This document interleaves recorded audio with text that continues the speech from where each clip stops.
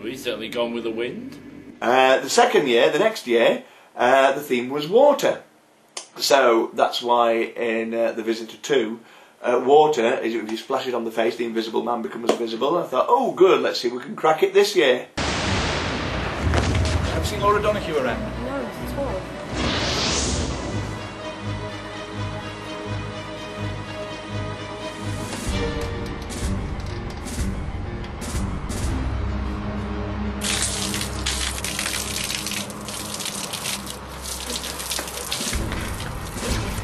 What have you done with her? I don't know what you mean. And the first visitor ended up in the final, and I went along to Altrincham and watched the final. Oh, I was dead proud that something that I'd done ended up in the final. Didn't win. The judges were very cruel. The comments, if I remember, said something like, it was okay, although there was a big yellow V pointing to something big, or bigger. Yeah, don't know what was on the judge's mind. Perv. What do you think? Well, one thing's for sure, people won't be looking at your face. What do you mean? Just don't get any raunchy thoughts. In fact, the judges were very cruel with the second one. They said a very bad pastiche of Batman. It's not Batman. Also, they said some of the characters are going about with no heads. It was badly filmed because they had no head. No, because they were invisible. And what had happened was you saw the clothes walking about, but no head. Badly filmed. It took me forever to get that effect right, and they said it was badly filmed. Are you two alright? Never mind that. There's a flipping bomb in here. Now that's what I call just in the nick of time. Not that I'm remotely bitter and twisted about it. Henceforth, further visitors did not go in any competitions, and as of The Visitor 3 onwards, it didn't associate with Stokesinian Video Society because I had to do that to get in the competition, and then when I walked away having a sulk about, no, not putting them in anymore now, just going to do it for me. So I did. Memories of doing these productions with Simon and the team are basically when I was a Cyberman up on Saddlemouth Moor. I remember it being very, very cold and everything getting blown about. I remember doing Visitor 1 and that was quite fun actually, climbing out of a car, out of the sunroof of the car. Right. And that one as well. Oh, there's loads. Hey. Why did you steal this car? I don't know, it was their idea. Well, we're having a laugh, honest. Where did you get these? They're ours. You're lying. Oh. Get in. You can explain it to the police.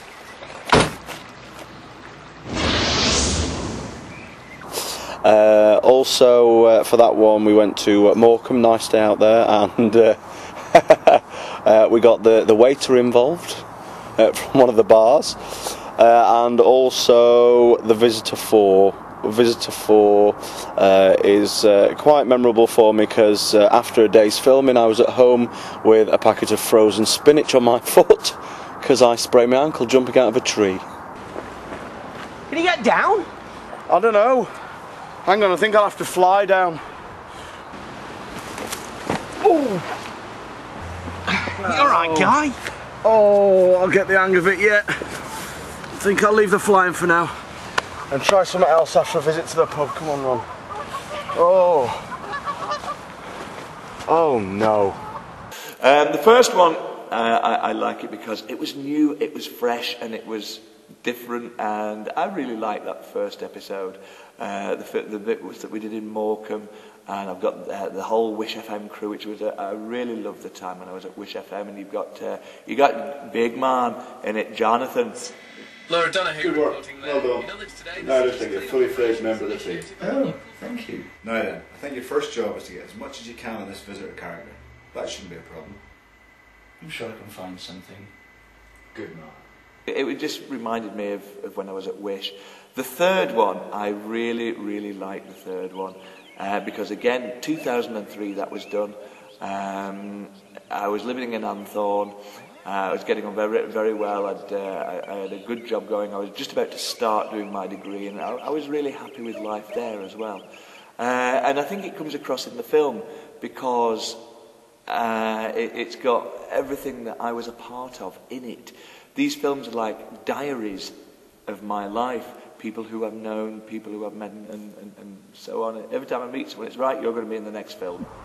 Well, I'm trying to think now, actually. I think I met Simon properly at Wish, but I did hear of him at Tower as well, because I was working in sales at Tower. And he used to ring up and say, "Who the devil's this?" And I was thinking, who's this joker? This flipping... Who is it? And it's Simon Williams. Oh, right, okay. So I'd heard of Simon, but I actually met him properly when he was working at Wish and I was working at Wish as well.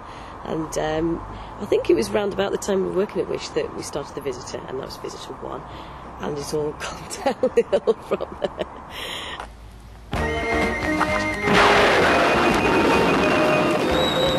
I think over the years, it just shows you the way people have changed, the different people that he knows and different locations. It's quite fun actually looking back.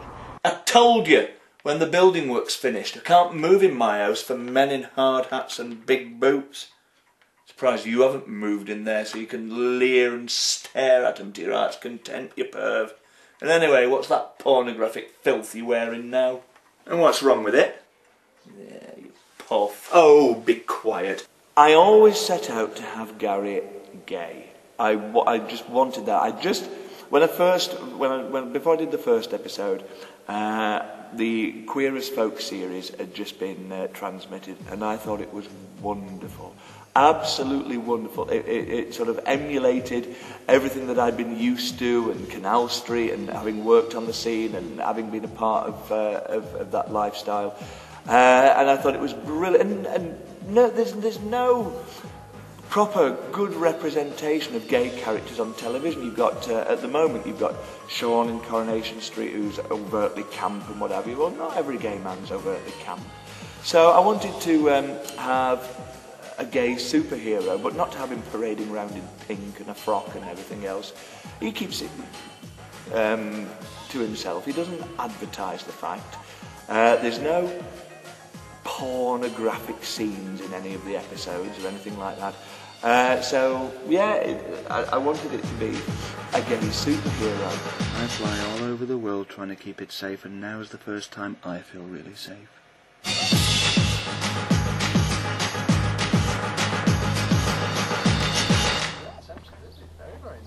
It's not really touched upon until the third episode.